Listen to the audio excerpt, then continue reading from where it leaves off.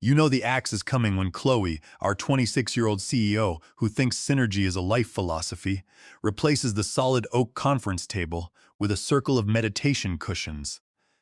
You cannot negotiate freight contracts with Wisconsin steel mills while sitting cross-legged on a purple pillow that squeaks every time you shift your weight. I did not think she would actually pull the trigger on me. I am Jason Donovan, 54 years old, and I have been running operations at Horizon Freight Systems for 17 years. Before that, I spent 8 years in the Navy handling logistics for everything from aircraft carriers to supply runs in the Gulf. Started at 18, came out at 26, and jumped straight into civilian logistics. I am the reason 285 warehouses across 12 states run flawlessly. I sat across from Chloe in her transparency pod, a glass office that smelled like essential oils and overpriced coffee. She was wearing a blazer made from recycled plastic bottles and a smile that looked like it came from a corporate training manual. My dad, Richard, who is 78 now and built this company from nothing, would have laughed her out of the building. Chloe pressed her palms together like she was about to meditate. She told me they had been doing a deep assessment of the company energy flow, and honestly, my management style felt very legacy-based. It did not align with their pivot toward collaborative optimization. I stared at Chloe. The pack of cigarettes in my jacket pocket suddenly felt heavy. She was firing me because of my management style. She corrected me, her voice dripping with that fake positivity they teach at business school. She called it a realignment. My approach just did not sync with the future of industrial logistics. I looked at the clock on the wall, 1:15 in the afternoon. The daily inventory sync, the digital heartbeat of this entire operation, was scheduled to run its authentication protocol at 1:30 in the afternoon. It required my biometric access. Without it, the system assumes a security breach and locks down everything. I stood up. I did not yell. I did not slam anything. I did not throw her organic succulents through the glass wall.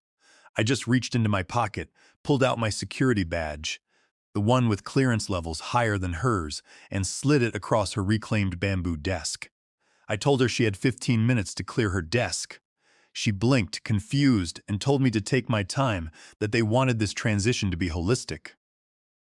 I told her she had 15 minutes before the ghost in the machine realized I was gone. That legacy system she hated was held together by 20-year-old code, 3 backup servers in a basement in Kansas City, and my personal authentication. If I did not authorize the 1:30 sync, the system assumes a hostile takeover. It cuts the connection to our lenders, it freezes the shipping manifests, the trucks stop, the forklifts lock. She laughed, a nervous sound, and told me the IT team assured her everything was cloud native now. I almost smiled. I asked if she meant the 3 guys she hired because they had cool tattoos and claimed they knew blockchain. I told her good luck. I walked out, past the open plan office, past the rows of 20-somethings staring at their laptops, and I felt something cold settling in my chest, not anger anymore. The calm of a demolition expert watching the timer count down. The elevator down from the 35th floor took 40 seconds. I thought about 17 years of missed dinners, canceled fishing trips, and nights spent sleeping on a cot in the Milwaukee warehouse because a blizzard knocked out power. I gave this company everything. My knees crack like gunshots when it rains because I spent the winter walking concrete floors to manually verify inventory when the scanners went down. The lobby was marble and glass, polished to perfection. I walked past the security desk where Hector Ramirez sat doing his crossword. I tossed the company credit card on his desk and told him it was a permanent vacation, Chloe's idea. Hector snorted and said that girl would not know logistics if it ran her over with a semi. He told me to take care and that the place was going to fall apart without me. I muttered that that was the plan and pushed through the revolving doors. I often reflect on the sheer scale of our operations during those early days. Every single morning began with an intense review of the overnight transit logs, meticulously checking the temperature controls on the refrigerated units and verifying the fuel efficiency reports from the cross-country long haulers. Our warehouse management systems were archaic by modern standards, but they possessed a rugged reliability that could weather almost any storm. We had built a resilient architecture of redundancies, ensuring that if a server cluster in one region failed, a localized backup would instantly assume the load without dropping a single packet of critical dispatch data. The human element was equally vital. Dispatchers knew the drivers by their first names and understood the idiosyncrasies of every route from the Rocky Mountains to the eastern seaboard. This deep, instinctual understanding of the supply chain cannot be acquired through weekend seminars or executive retreats. It requires years of late nights, cold coffee, and the constant, thrumming pressure of knowing that millions of dollars in inventory depend entirely on your judgment. To have someone dismiss this accumulated wisdom as merely a legacy mindset was not just insulting, it was profoundly dangerous to the structural integrity of the enterprise itself. The moment I hit the sidewalk, my phone buzzed, a short, long vibration, the panic pattern I had programmed years ago for system alerts. The system sync authorization was missing. Warehouse 117, Warehouse 118, Warehouse 119. The list scrolled down my screen like credits where everyone dies at the end. It was 1:31 in the afternoon. I lit a cigarette. I know it is a bad habit, but when you have inhaled diesel fumes and forklift exhaust for 17 years, a little tobacco feels like mountain air. I looked up at that glass tower, imagining the chaos starting to bloom on the 35th floor. Chloe was about to learn that gravity is not a suggestion. Up there on the 35th floor, the silence was breaking. I knew exactly what was happening. The real-time profit dashboard Chloe had installed was flashing red, not a gentle warning red, but nuclear meltdown red. My phone buzzed again. The operations group chat, a chat I had been removed from 10 minutes ago, but the system had not updated permissions yet. The vice president of operations was asking why the Chicago distribution center was showing zero inventory. Human resources was asking if it was a system glitch. Chloe was demanding to know who had my override code and ordering someone to call me. I exhaled smoke toward the glass tower. The override code was not something you wrote on a sticky note. It was 17 years of knowing that the scanner in Bay 12 of the Texas hub reads double on Tuesdays because of sun glare, and you manually adjust by 8%. It was knowing that the emergency reset was a command line script I wrote 12 years ago called nuclear option executable. They did not just fire an employee, they lobotomized the operating system. I walked to my truck, a reliable old pickup that had survived more road salt than a pretzel factory, and threw my bag in the passenger seat. My phone was vibrating so hard on the console, it was sliding toward the edge. Incoming call, Chloe Jenkins, Chief Executive Officer. I let it ring, let them sweat, let them feel the vibe of complete system failure. I put the truck in drive and merged into traffic. The chaos was just beginning and I had front row seats. Here is what Chloe did not understand. A logistics network is like a living organism. It breathes, it eats, it processes. Cut the nerve connection between the brain and the body and things get messy fast. While I was driving toward the interstate humming along to classic rock, the nerve center of Horizon Freight Systems was having a massive stroke. The legacy system was not just counting boxes. It was a translator. It took raw data from our ancient conveyor systems and converted it into clean numbers the banks wanted to see. Without my authentication, which ran data scrubbing scripts, the raw feed was hitting the main server for the first time in history. Back in the office, I could picture the scene shifting from mild concern to complete panic. The first symptom would be phantom inventory. The system, seeing unverified data, defaults to safe mode. In safe mode, to prevent theft, it marks everything as missing or quarantined. A sales rep in Detroit probably tried to process an order for 2,000 units of industrial welding equipment. He would type in the stock keeping unit, hit enter, and watch the screen blink error, zero stock available. He would shout that it was impossible, that he counted 5 pallets that morning. He would check again. Stock location unknown. Status missing. Multiply that by 285 warehouses. Every single item showing as vanished into thin air. When you consider the vast interconnected web of our distribution network, the fragility of the system becomes terrifyingly apparent. A single delayed shipment in Ohio could create a cascading bottleneck that eventually starves a manufacturing plant in Texas. We mitigated these risks through a combination of predictive analytics and sheer, unyielding vigilance. The software architecture I had designed integrated seamlessly with the physical constraints of the real world, recognizing that a truck cannot travel faster than the speed limit and that loading docks have finite capacities. The new executive team completely ignored these physical realities, preferring to focus on abstract concepts like synergistic flow and holistic transit optimization.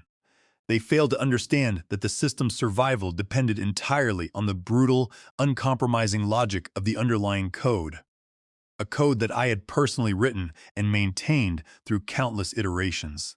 My sudden departure severed the vital link between the theoretical models they loved and the harsh logistical realities we faced every day. As I drove away from the corporate headquarters, I knew with absolute certainty that the digital framework I had constructed would instinctively recognize my absence and initiate its defensive protocols, systematically shutting down the very operations they thought they could easily control. When you consider the vast interconnected web of our distribution network, the fragility of the system becomes terrifyingly apparent. A single delayed shipment in Ohio could create a cascading bottleneck that eventually starves a manufacturing plant in Texas. We mitigated these risks through a combination of predictive analytics and sheer unyielding vigilance. The software architecture I had designed integrated seamlessly with the physical constraints of the real world, recognizing that a truck cannot travel faster than the speed limit and that loading docks have finite capacities. The new executive team completely ignored these physical realities, preferring to focus on abstract concepts like synergistic flow and holistic transit optimization. They failed to understand that the system's survival depended entirely on the brutal, uncompromising logic of the underlying code, a code that I had personally written and maintained through countless iterations. My sudden departure severed the vital link between the theoretical models they loved and the harsh logistical realities we faced every day. As I drove away from the corporate headquarters, I knew with absolute certainty that the digital framework I had constructed would instinctively recognize my absence and initiate its defensive protocols, systematically shutting down the very operations they thought they could easily control. My phone went silent, not because they stopped calling, but because I had switched it to Do Not Disturb. The Bluetooth was still syncing notifications, though. I received a text from Lisa Higgins, a warehouse manager in Iowa. She said the scanners were locked, drivers were backed up to the highway, and one guy had a crowbar. She asked where I was. My heart went out to Lisa. Good people made killer barbecue ribs at the company picnic did not deserve this mess. But collateral damage was unavoidable in war. The real problem was not the trucks, though, it was the money. We operated on a $45 million revolving credit line. The lenders had an algorithm that pinged our inventory levels every hour to ensure we had enough collateral to cover our loans. If inventory dropped below a certain threshold, the credit line froze automatically. At 2 o'clock in the afternoon, inventory did not just drop, it vanished completely. According to the computer, Horizon Freight Systems now owned absolutely nothing but some leased office furniture and expensive meditation cushions. I could picture Chloe standing in the chaos, her recycled blazer wrinkled, sweat staining her organic cotton shirt. The agile team she had hired, kids who looked like they should be gaming instead of managing spreadsheets, would be frantically typing on keyboards that were no longer connected to anything that mattered. She would be screaming to just restart the servers. But you cannot reboot a famine. You cannot restart a void. I was heading out of the city now, the skyline shrinking in my rearview mirror. The air got cleaner, the roads emptier. I was driving toward the only person who could appreciate the artistic beauty of this disaster. I reached for my water bottle and took a long drink. It tasted like freedom and vindication. The scary part was that I had not even unleashed the worst of it yet. The kill switch was not just about hiding inventory. It was about routing. At 2:15 in the afternoon, the automated dispatch system would update global positioning coordinates for every truck in our fleet. If the inventory showed 0, the system assumed all trucks were empty. Standard protocol was to tell them to return to base immediately. 850 trucks halfway to their destinations were about to pull U-turns on highways across America. medical equipment, construction materials, emergency supplies, all turning around because a computer thought they were hauling air. The radio disc jockey came on with a traffic alert, reporting major congestion building up on all routes into the industrial district. Music to my ears. By 2:30 in the afternoon, Chloe's transparency pod had probably turned into a war zone of incompetence.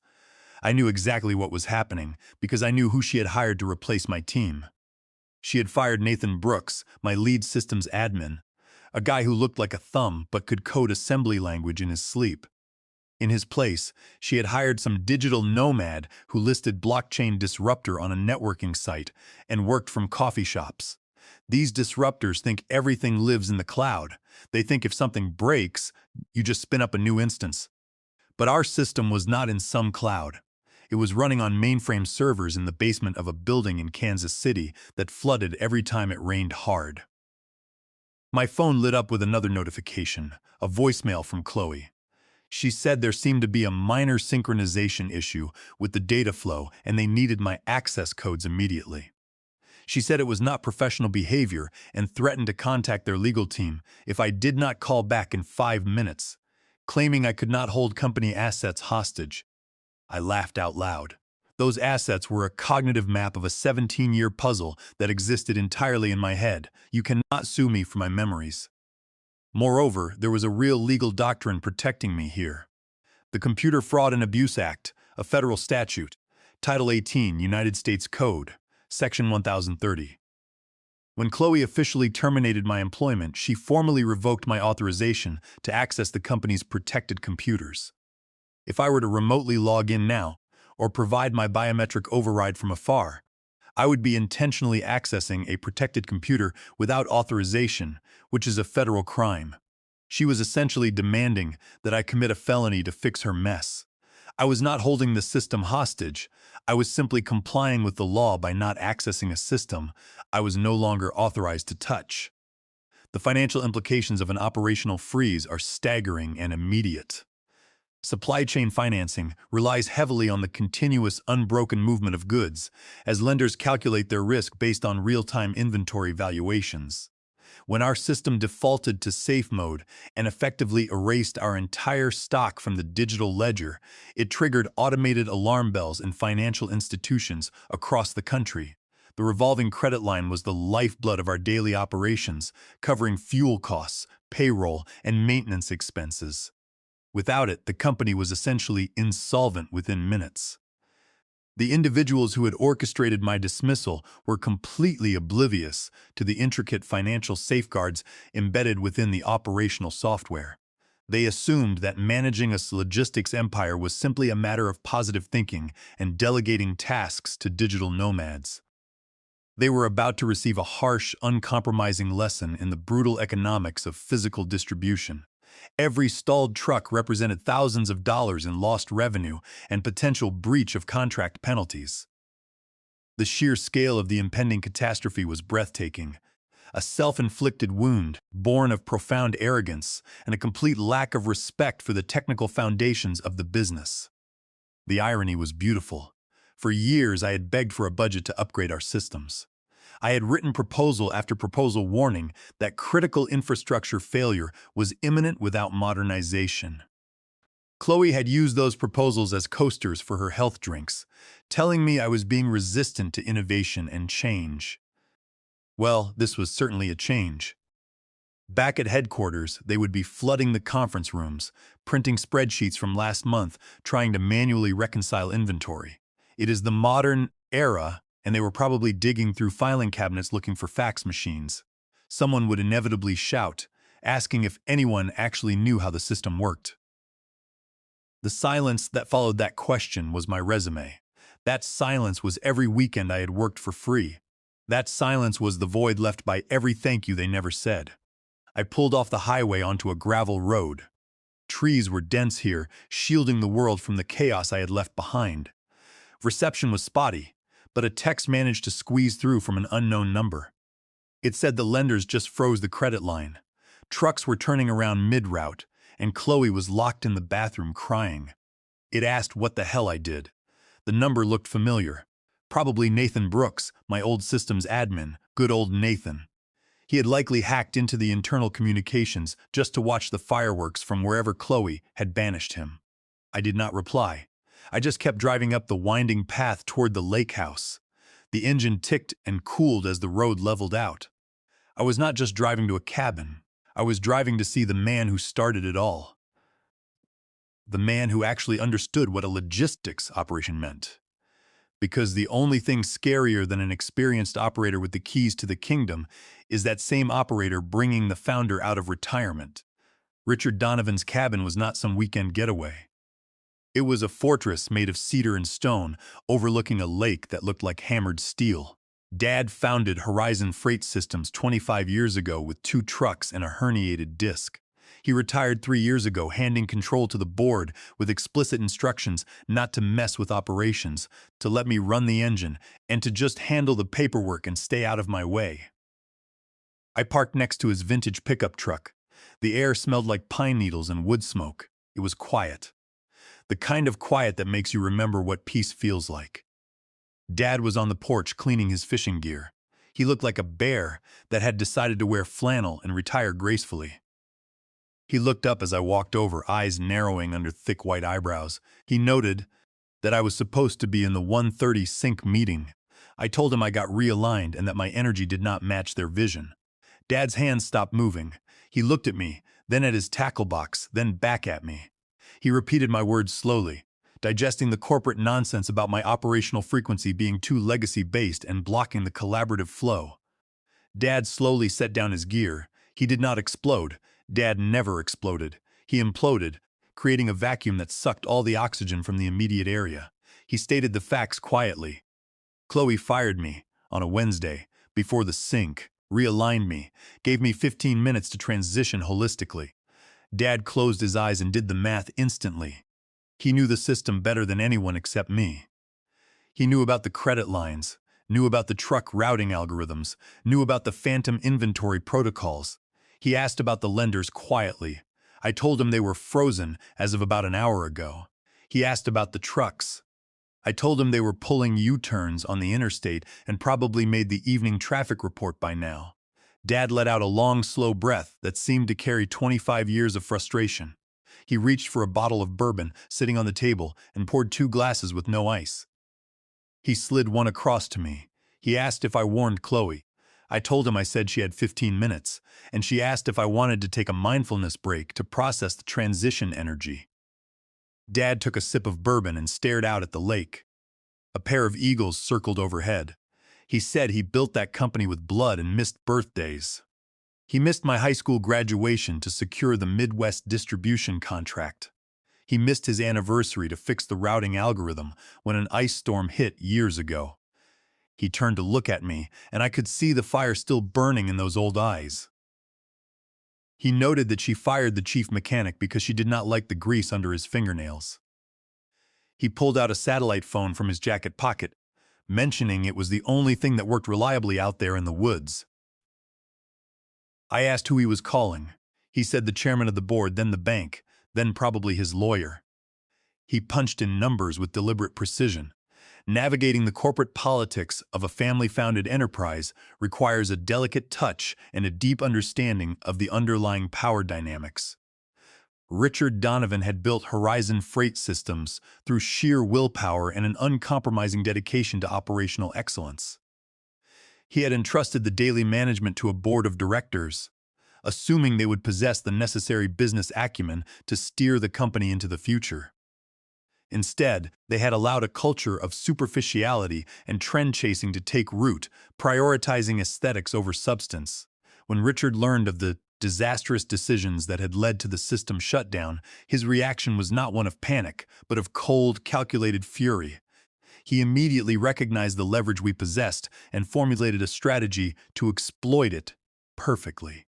The board members, accustomed to comfortable meetings and abstract discussions, were suddenly faced with the terrifying prospect of total financial ruin. They were completely unprepared for the ruthless pragmatism Richard brought to the negotiations. This was not a discussion about energy frequencies or collaborative synergy. This was a hostage situation where the entire corporate infrastructure was hanging in the balance, and we held the only key. He put the phone to his ear and waited. When someone answered, his voice shifted into that tone I remembered from when I was a kid and had broken something important. He told Henry Caldwell, the chairman, to shut up and listen carefully. He explained that his daughter-in-law just severed the central nervous system of their company. He demanded not to be put on hold and not to be transferred to Chloe because she did not understand what was happening. He ordered Henry to pull the audit logs right now and look for the termination of my user access. He said when Henry saw the timestamps, he would need something stronger than coffee. He paused, listening to what sounded like panic squawking from the other end of the line. Dad laughed, a dark, terrifying sound. He told Henry that nobody could fix it, not him, not the IT team, nobody but the one person who was currently sitting on his porch, drinking bourbon and watching the sunset. He advised Henry to hope I was in a negotiating mood. He hung up and looked at me with a grim smile playing around the edges of his mouth. He said there would be an emergency board meeting and they were patching us in via conference call. I asked if he meant us.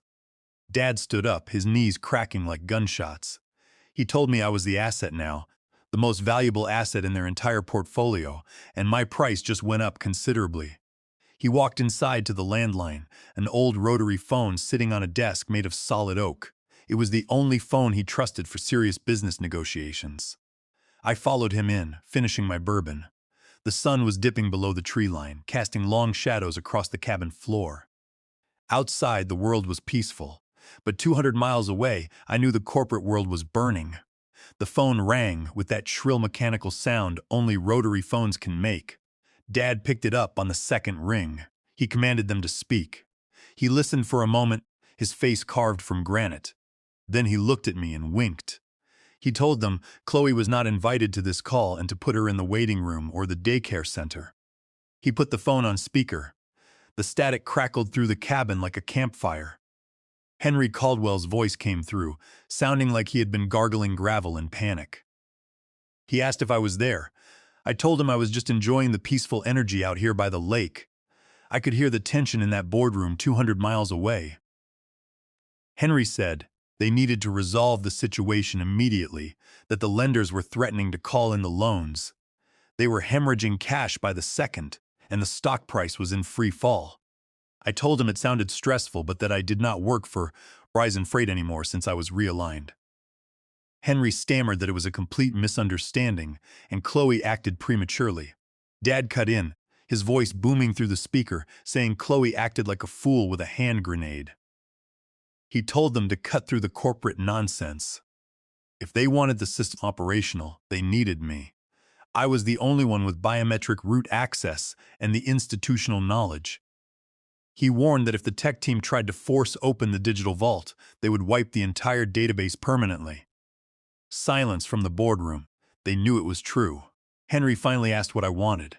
I looked at Dad. He nodded slowly. I laid out my terms. First, I would not come back as an employee, but as vice president of operations. My salary triples with a 12-month contract paid up front, non-negotiable. Henry noted it was a significant increase. I reminded him the trucks were stopped. He agreed instantly. Second, complete operational autonomy.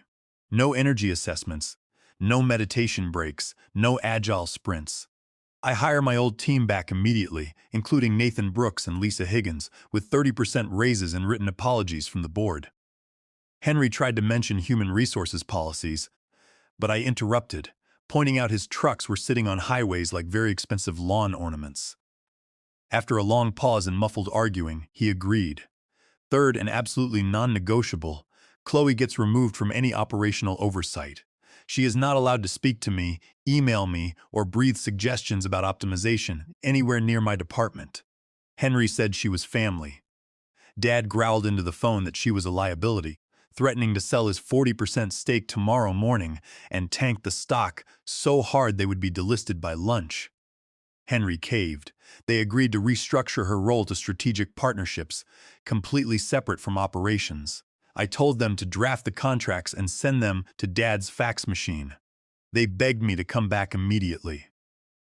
I told them I was 2 hours away and the system stays down until I physically walk through those doors and authenticate personally. When they asked for the access codes over the phone, I cited the Computer Fraud and Abuse Act.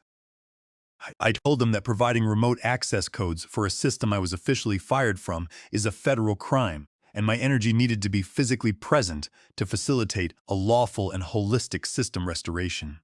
Dad was grinning like a shark who just discovered a school of fish. I hung up. We raised our glasses to the silence of 850 trucks and 285 warehouses. For 2 more hours, the corporate world would have to wait.